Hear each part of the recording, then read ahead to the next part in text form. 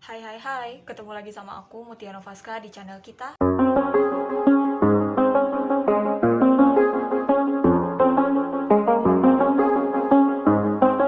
Assalamualaikum warahmatullahi wabarakatuh. Salam sejahtera untuk kita semua. Bertemu lagi dengan saya di channel kita Mutia Novaska. Pada kesempatan kali ini kita akan mengapresiasi prosa fiksi yang dimana di sini prosa fiksinya berupa novel dengan judul Sengsara Membawa Nikmat yang ditulis oleh Sultan Sati dan ini merupakan angkatan Balai Pustaka. Sebelum lanjut menonton video ini, jangan lupa untuk like, komen, dan subscribe, dan share video ini jika menurut kamu bermanfaat. Terima kasih. Novel dengan judul Sengsara Membawa Nikmat yang ditulis oleh Sultan Sati diterbitkan Balai Pustaka. Cetakan pertamanya tahun 1929. Sengsara Membawa Nikmat ini berlatar belakang adat budaya Minangkabau dengan tokoh utamanya yang bernama Midun. Di sini diceritakan bahwa Kaca memiliki mama seorang kepala desa di Padang. Hal itu membuatnya menjadi angkuh. Karena sifat buruknya itu, ia tidak disenangi oleh orang-orang di kampungnya. Sangat jauh berbeda dengan Kaca, Midun yang merupakan anak sulung dari seorang petani justru lebih disenangi oleh orang-orang di kampungnya karena memiliki sifat yang baik. Midun juga belajar mengaji sekaligus belajar ilmu silat dengan gurunya Haji Abbas dan pendekar Sulatan. Kemahirannya dalam menguasai ilmu bela diri itu tidak membuatnya sombong. Ia tetaplah Midun yang baik, santun, berani, dan alim. Kaca tidak suka dengan Midun karena ia lebih disenangi oleh orang-orang di kampungnya. Dan Kaca merasa kesal dengan mereka yang selalu memuji perilaku Midun. Karena hal itu, Kaca selalu mencari-cari kesalahan Midun, bahkan Kaca mengajaknya berkelahi. Namun Midun menghadapinya dengan sabar karena tidak mau adanya keributan. Midun lebih memilih mengalah daripada membuat keributan.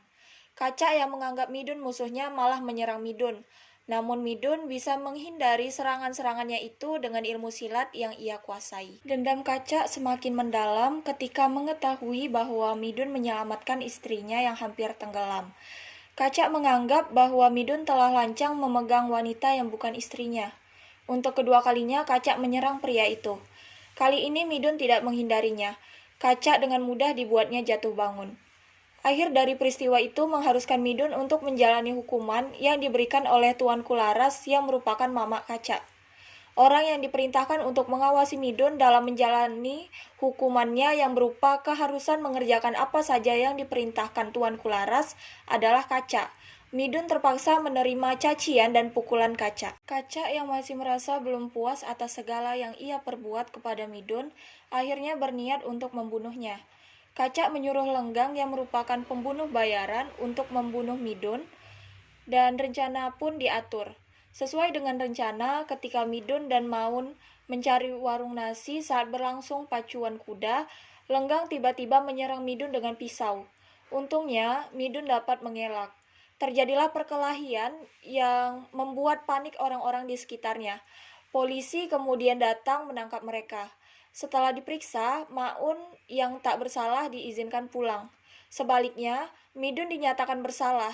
Ia ditahan dan dibawa ke penjara Padang. Kaca yang mendengar berita tersebut merasa sangat senang. Orang yang ia anggap musuh itu kini mendekam di penjara. Selama berada di penjara, Midun mengalami berbagai siksaan, baik yang dilakukan sipir-sipir penjara maupun sesama tahanan lainnya. Belakangan, tahanan lainnya segan terhadapnya sesudah ia berhasil membuat jagoan di penjara itu bertekuk lutut. Suatu hari, saat Midun sedang menyapu jalan, ia melihat seorang gadis duduk di bawah pohon kenari. Beberapa saat setelah wanita itu pergi, Midun melihat sebuah kalung berlian. Ia yakin kalung itu tentu milik wanita tadi. Segera ia menemuinya untuk mengembalikan benda berharga itu. Inilah awal perkenalan Midun dengan gadis yang bernama Halimah itu. Perkenalan mereka terus berlanjut. Midun akhirnya tahu keadaan Halimah yang sebenarnya.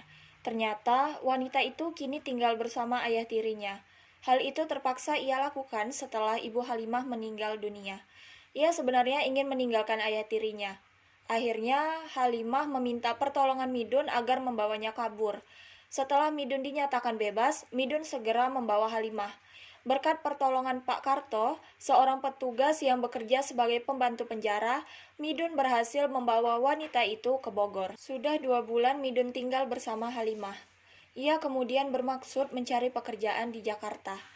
Dalam perjalanannya, ia berkenalan dengan orang Arab bernama Syekh Abdullah Al-Hadramut.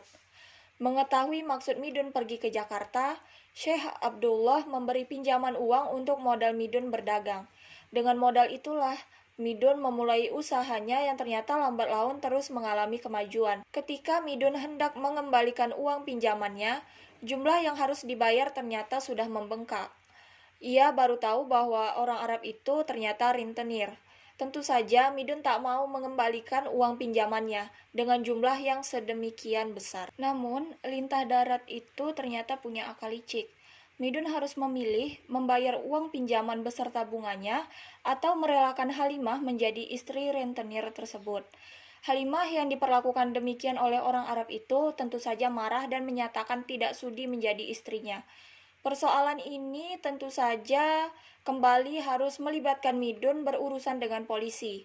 Pengaduan orang Arab itu yang membuat Midun kembali ditahan. Lepas dari tahanan, ia bermaksud pergi ke pasar baru. Tiba-tiba ia melihat seseorang sedang mengamuk dan hendak membunuh seorang sinyo. Tanpa pikir panjang, Midun turun tangan dan berhasil menyelamatkan sinyo itu. Sinyo itu kemudian membawa Midun kepada orang tuanya yang ternyata Tuan Hof Komisaris. Sebagai ungkapan terima kasih, kepala komisaris itu memberi Midun pekerjaan sebagai juru tulis. Tak lama sesudah itu, ia pun melaksanakan niat baiknya untuk menikahi Halimah. Sementara itu, karena Midun memperlihatkan prestasi yang baik dalam pekerjaannya, ia diangkat sebagai Menteri Polisi Tanjung Priuk. Suatu ketika, Midun ditugasi untuk menumpas penyeludupan di Medan. Ketika sedang menjalani tugasnya, secara kebetulan ia bertemu dengan Manjau, adiknya. Dari adiknya itulah ia mendengar kabar bahwa ayahnya telah meninggal, sedangkan harta kekayaannya yang tidak terlalu banyak itu habis untuk biaya hidup, dan sebagian lagi diambil oleh keponakan ayahnya. Kabar ini tidak hanya membuat Midun merasa sedih, tetapi juga membuatnya merasa terpanggil untuk kembali ke kampung halamannya. Sekembalinya dari Medan, ia mengajukan permohonan kepada Hof Komisaris agar tugasnya dipindahkan ke kampung halamannya. Permohonan itu dikabulkan.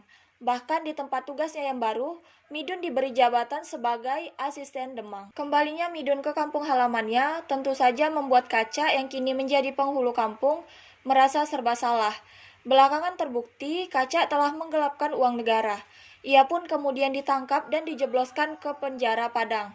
Midun kemudian hidup bahagia bersama seluruh keluarganya. Bentuk apresiasi yang saya gunakan di sini, yang pertama menghubungkan unsur intrinsik tema dengan tokoh, yang kedua menganalisis karakter tokoh serta menggolongkan tokoh ke dalam antagonis atau protagonis, dan yang terakhir memposisikan diri sebagai tokoh ketika menghadapi beberapa peristiwa yang diceritakan di dalam novel. Novel ini mengangkat tema perjuangan. Perjuangan tokoh Midun dari ia yang belum menjadi apa-apa hingga akhirnya menjadi asisten Demang dan memiliki kehidupan yang layak di kampungnya. Dari sinopsis yang saya bacakan tadi, tentunya kita lihat Midun ini telah melewati hal-hal pahit dalam hidupnya, di mana ia yang belum menjadi apa-apa di kampungnya, dia dihina, dicaci maki, diperlakukan dengan tidak adil dan tidak baik, sampai beberapa kali masuk penjara, lalu ia melarikan diri bersama Halimah, dan kemudian terlilit hutang oleh rentenir yang berujung membuatnya ditahan lagi di penjara. Lalu kemudian ia memulai suksesnya dengan cara yang tidak ia sengaja, yakni menolong Sinyo, dan akhirnya dia diberi kepercayaan untuk pekerjaannya sampai ia membuktikan bahwa ia pantas untuk bekerja dan pantas untuk dipercaya. Dan dengan sikapnya yang baik serta jujur, itu membawanya kepada kesuksesan sampailah ia kembali ke kampung halamannya dan hidup bahagia. Tokoh Midun memiliki karakter yang baik, santun, murah senyum, lemah lembut, pemberani, penyayang, dan pengasih. Penokohan Midun sudah terlihat dalam sebuah kutipan. Memang Midun seorang muda yang sangat digemari orang di kampungnya. Budi pekertinya amat baik, tertib sopan santun kepada siapa jua pun. Tertawanya manis, setiap didengar, tutur katanya lemah lembut. Ia gagah berani lagi baik hati, penyayang dan pengasih. Dari karakter tokoh Midun dan pembuktiannya di dalam novel, kita dapat menggolongkan tokoh Midun ke dalam tokoh protagonis atau tokoh yang baik di dalam sebuah cerita. Tokoh kaca ini memiliki karakter tinggi hati, sombong, congkak, dan busuk hati. Penokohan kaca ini terdapat pada kutipan Arena bersesuaian dengan tingkah lakunya. Ia tinggi hati, sombong, dan congkak. Matanya juling, kemerah-merahan warnanya. Alisnya terjorok ke muka. Hidungnya panjang dan bungkuk. Hal ini sudah menyatakan bahwa ia seorang yang busuk hati. Di kampung, ia sangat dibenci orang karena sangat angkuhnya. Dari kutipan dan karakter tokoh kaca, dapat kita golongkan bahwa tokoh kaca ini merupakan tokoh antagonis ataupun tokoh yang jahat dalam sebuah cerita. Dari sinopsis yang saya bacakan tadi, dapat kita beri kesimpulan bahwa Midun ini mendapat perlakuan yang tidak adil dan tidak baik. Jika saya menjadi tokoh Midun, dan ketika saya menyelamatkan istri kaca, lalu saya malah dituduh yang tidak-tidak sampai diberi hukuman, saya tidak akan menerima hal tersebut. Bahkan saya tidak akan mau menjalani hukuman, karena saya merasa apa yang saya perbuat bukanlah hal yang buruk. Saya hanya menolong istri kaca yang hampir tenggelam, bukan melakukan hal yang tidak-tidak. Jadi saya rasa perbuatan saya tidak salah. Dan seharusnya saya tidak mendapat hukuman. Dan terlebih lagi yang mengawasi hukuman saya itu adalah kaca. Saya tidak akan bisa menjalankan hukuman yang menurut saya tidak sesuai dengan apa yang saya perbuat. Dan pada dasarnya saya memang tidak salah di sini. Seperti yang kita tahu bahwa tokoh kaca ini tidak suka dengan Midun karena orang-orang di kampung lebih menyukai Midun daripada dirinya. Menurut saya perasaan yang seperti itu adalah perasaan yang wajar dan ada pada setiap orang, meskipun mungkin tidak semua orang yang begitu. Namun jika saya menjadi tokoh kaca, saya tidak suka dengan Midun, saya tidak akan melakukan hal-hal yang tercela seperti yang kaca lakukan, apalagi sampai berniat untuk membunuh Midun, sampai menjebloskan Midun ke penjara. Saya tidak akan sanggup melakukan hal-hal seperti itu dan saya tidak mau. Jika saya tidak suka dengan Midun, ya biarlah itu menjadi urusan saya sendiri. Akan saya urus perasaan saya dan diri saya tanpa harus berperilaku yang tidak baik dan menambah citra jelek diri saya. Baik, itulah tadi pembahasan kita pada hari ini. Sampai di sini dulu. Jangan lewatkan video-video berikutnya. Sampai jumpa.